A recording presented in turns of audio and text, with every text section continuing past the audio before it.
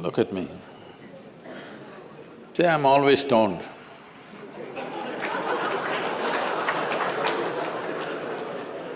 Never touched a substance, but always stoned. You can judge me whichever way you want.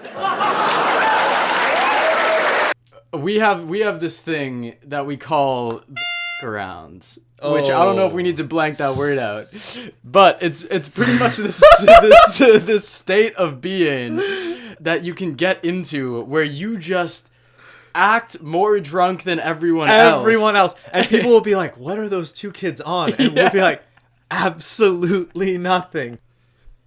Hi! These guys again. Oh no, we're back with another episode of Learn With Us, where we take YouTube videos that are worth your time. We learn from them. With you. Let's go. Together. Today, what are we doing today? Oh, jeez, just ruined our Ruin ceiling. the ceiling. Today, we got a video that just really caught our eye from Sadhguru about overcoming the fear of being judged. Yeah, that's been something that's been... I saw the video title, and it's just something that's been on my mind that I think that is something that subconsciously I am always battling with. And I'm realizing that more and more. Oh, I also just read a book. A friend gave it to me. Yeah. But I've been wanting to read it for so long. It's called The Four Agreements. Probably going to do like a book review on it in like a week or something, whenever we get the time. Yeah. But a huge concept in it is the idea of the judge-victim mentality that we have in our cultures. Where not only... because we grow up in this culture where everything is about judging how you look, how you sound, what you're able to do, your wealth, whatever. Then you also, if you have a judge in a situation, you need to have the person, the victim that is being judged. Okay. And once we learn that mindset, then we apply that mindset to ourselves as well. Oh, and that's where we start going into this self-talk that's like, why am I doing this? And dude, that's the thing that makes you hesitate when you want to do something, and then you're like, wait, I shouldn't. Even if it's like something that, what if it's like talking to someone who you find really beautiful? Yeah. And it like could open up the best relationship of your life. You have no idea. Yep. But then you go, they might not like me. So Sadhguru, sometime back, I happened to be in a situation where a friend of mine was drunk. So when she was in the drunk state, she was repeatedly saying that please don't judge me as I'm drinking. Please don't judge me. So my question is, whether it is alcohol or not, in life, why are we so apprehensive about being judged by others? And how can we not let this come on our way of being happy? Yo, what a good question. She seems super cool. I want to hear her talk. All right. Dang. Look at me. See, I'm always stoned.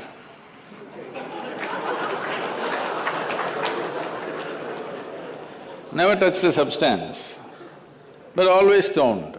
You can judge me whichever way you want. That reminds me of when you're in like, we have this thing that we call arounds, which I don't know if we need to blank that word out, but it's pretty much this state of being that we'll get into when like we're like at a party with friends or whatever, everyone's drinking, but Mitch and I don't really like to drink or smoke that much. Yeah. So we will often just be there sober. And then there's this state of being that you can get into where you just act more drunk than everyone else. And people will be like, what are those two kids on? And we'll be like, absolutely nothing. Because it's like atoms when they're coming around each other. It's like you'll get onto it and you'll be moving around, and then I'll get onto it, and then we just are going off each other, and it's crazy. But the really cool thing about it is the thing that's disappeared is your caring of what other people think. Oh yeah. And I can never get to it into that state if I'm at a place with people who I'm nervous about what they think about me. Yeah, I don't know. It's not necessarily knowing everyone super, super well. It's just about feeling accepted in the environment and being like, it's okay to be whoever I am right now. And I think Sadhguru is saying that, like, I'm permanently stoned, you can judge me how you want, is pretty much him saying, I've taken that state of being and put the responsibility, instead of on the outside being like, am I in a place where I don't feel judged, putting it inside of himself and saying, I don't care what you guys think because I'm here. Yeah. And that is like the ideal ability. Being secure with yourself allows you to do so much more for other people too. Of course, more for yourself, because if you're not judging yourself, because all this judgment that's external, you're letting it affect you. That's the only thing that's the real issue is, like you said, there has to be a victim. And that we were saying the judgment is often because of our own filter. Yeah, absolutely. Absolutely. And if that's happening with everyone in a party, all about each other, are we really spending time together? Are we really having a good time together? It's so important to let that go. And but it's so hard. It's so hard. Yeah. Let's see what he says. Because one thing is, I'm stoned in such a way that I have not lost my judgment at all. And at the same time, whichever way you judge me has absolutely no impact on me because I'm completely stoned.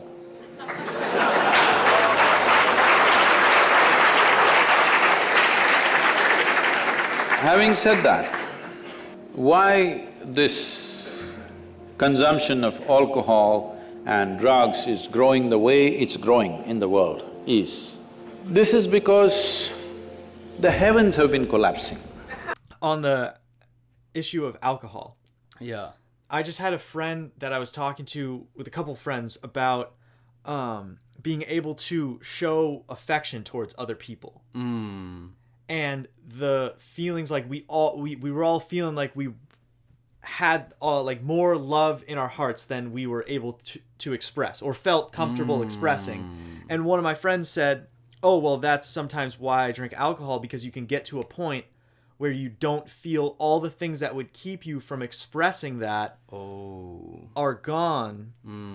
And so my question is, how do you find a sort of state always where you're like that without getting that alcohol? Because me not drinking or smoking, it's not like I'm always in that state. I'm oftentimes not showing as much love and affection as I feel inside, and which is whenever the showing of that is reflective of what I am inside, that's when I'm feeling so fulfilled and so connected to everything. But it doesn't happen always, and like, why? Yeah. Why don't I do that? And that does come down to judgment, what you're perceiving other people's judgment as. You know, because and we've seemed to have made it so that expressing that love is not the way to do things. Even though that's the thing that everyone craves. Yes. That's the only thing that really matters. Yes. We like look at, I mean, social media is just such an easy example.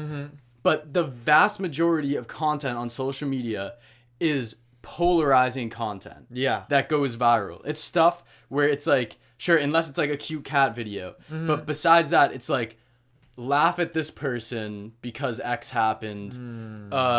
Or this person's wrong because X. This person's right because X. Massive judgment. And it's not as if they're building on each other's points even. Yeah. It's like you just break the other thing down. Yeah. So that you remain standing. And then you are higher. And it's like, nobody wins. Like, that person has this period of winning, their 15 minutes of fame, and then they get knocked down. Yeah. And then it's like, why are we building a community where you just get built up, knocked down, which is like what it feels like when you can express love and then not express love. Yeah. You know? Oh, yeah. Definitely. Woo! Still, this generation has not fully walked away from it. Still there is fear. They can't openly say, there's no goddamn hell or heaven. They're still fearful about it. But they're trying to make a little heaven for themselves here. Whoa. TRACY CHAPMAN, one of my favorite musical artists, Yeah. has a song that's called Heaven Here on Earth. Mm. And it's so beautiful, and it totally reflects what I think Sadhguru is getting at here, and what aligns with a lot of the other stuff he's saying, is the concept of heaven or hell is this other place. But there is no other place. There's here. And we can figure out, like, you look at Sadhguru, he looks like he's in heaven all the time. Yes. Like, and he says that we can all attain this. Yes. Heaven's here on earth. It's not anywhere else. It's right here. Yeah, but I liked how he said this generation is still afraid of the idea of heaven or hell. So that we don't want to... I think also because it almost seems like we're disrespecting the people above us. Oh. If we say, like, heaven, hell's not real. If I said that to my grandparents, Yeah. they would be like, what? like that's what I've been working my whole life for. Oh, yep. And Yep. you can't just... We know that if we're saying those things, we're hurting those people. Yeah. But then you get the anti of that, which is the scientific view that says, obviously nothing is spiritual, everything is material, and it just builds up. It's just an overreaction the other way. It's just logic. So yeah, Yeah. then you have atheists Yep. or strong believers, when really the majority of people... And maybe the truth Maybe is somewhere in the middle. Just like the Buddha says. Yeah. The middle path. The middle way. But it's all about, can we accept... Can we open up those conversations too with the elderly, or can we speak about heaven and hell in a way that doesn't offend people? Yeah. Like, why not talk about it as bringing heaven here, you know? Oh, yeah. Like, I feel like that, then anyone who believes in heaven can be like, all right, well, I have that idea, I can bring it here. Anyone who doesn't believe in heaven can be like, I mean, we could make this place better. Yeah. I think we can all agree that we can make this place better. But yeah, pretty much what he's saying, I mean, I think he's about to get into it more, but is that we try to create this individual heaven through drugs. Oh, okay. So naturally, when they're not able to do it for themselves out of their own intelligence, they will fall back on chemicals. Today, just to take very affluent societies, because every society is aspiring to be like that. Let's say you take United States, which is the most affluent nation on the planet right now. 70% of US population is on prescription medication. Another 30%, of course, buying it off the back streets.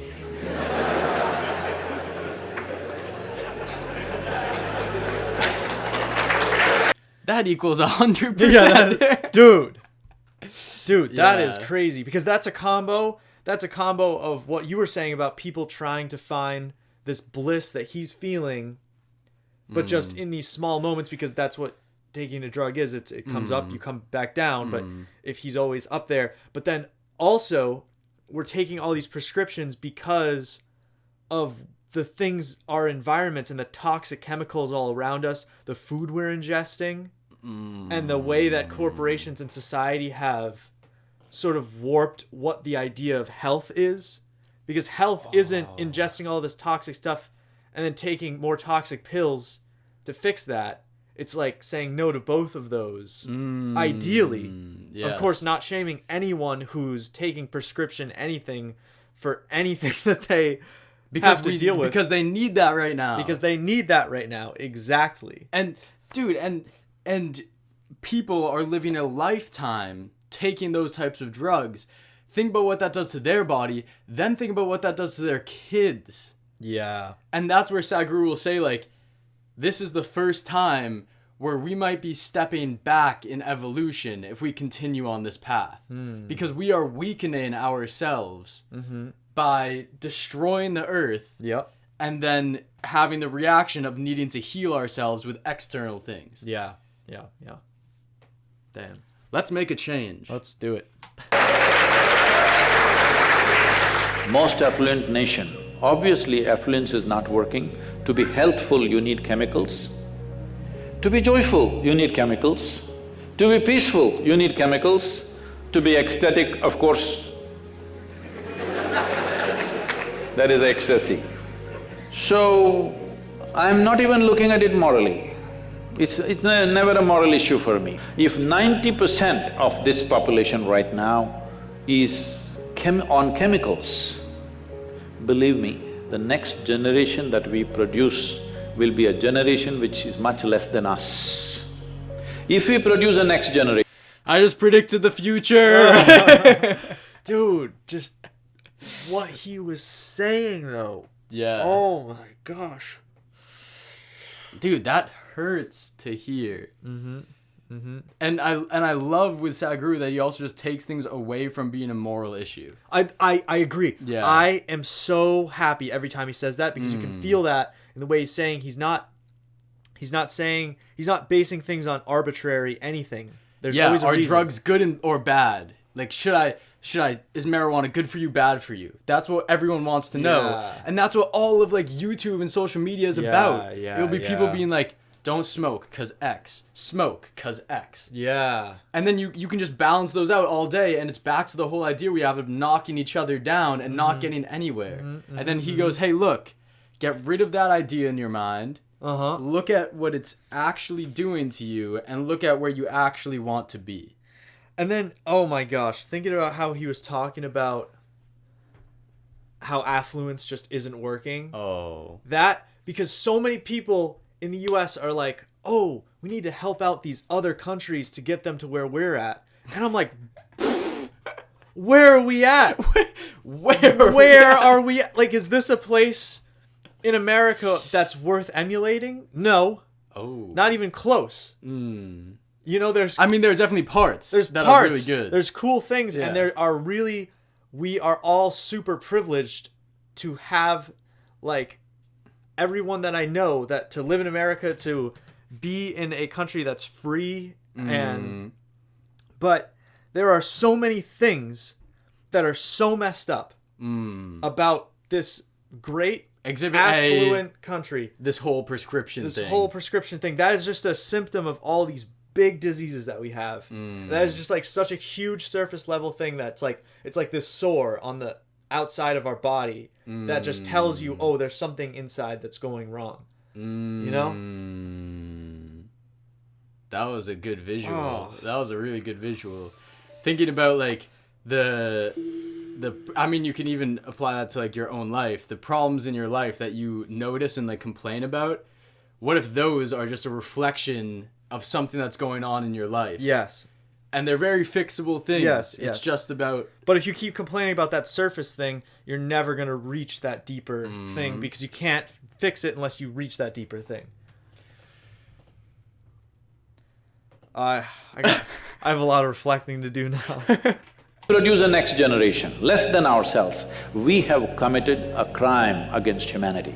Because the next generation must be at least one step ahead of us, otherwise we've lost it. We've lost the entire process of civilization. When… Oh my gosh, that leads me to the idea of that nature is naturally evolving, and the way that we've split from nature is cutting off our ability to evolve. Because we are not in the thing. The plants have evolved with us, the bugs have evolved with us, all of it has been going at the same time. And being in that system is what evolves everything. But we are trying to separate ourselves as if that is how you evolve, and it stops your evolution. It makes you focus on stuff like this. Yeah. Because I have not given this privilege to anybody, that somebody can make me happy, somebody can make me unhappy, somebody can make me miserable. Right now, you are a consequence of other people's opinions. Where do you plan to go like this? Anybody can ruin you. You went outside, somebody told you, Shreya, you are the most wonderful human being we have seen. Then you were floating on that cloud, what number? What number? 9. Oh, in South we do 11. You were floating on cloud whatever number, and you came home, people at home told you who you really are. And the cloud will crash. No. That's so interesting. Wow. Yeah. My thoughts on this is it's important to recognize our interconnection and genuine physical interdependence.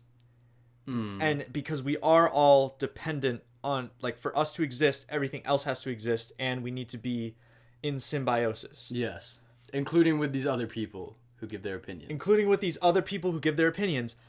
But you need to lean on everything around you in a specific way. It can't just be you're seeking validation for who you are, which I think I do all the time. Definitely. I'll be at work, my boss says, you did a great job, and I'll be like, my day is much better. I'll be at work, my boss is just constantly angry at me, and I feel like I'm not doing a good job, even though I'm doing pretty much the same job. It's just like depending on how my boss is on that given day.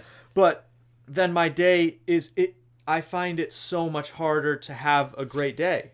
What you were just tapping into with your boss is how you said, I'm doing pretty much the same thing both days. Like, maybe you did one little thing wrong or one little thing right on both of those days. But the fact that switches her to say, like, oh, good job, bad job. Today you're good, tomorrow you're bad. Yeah. Like, that is a reflection of her internal state. Yeah. Or your boss's internal state. And that is also then what you're allowing to flip you.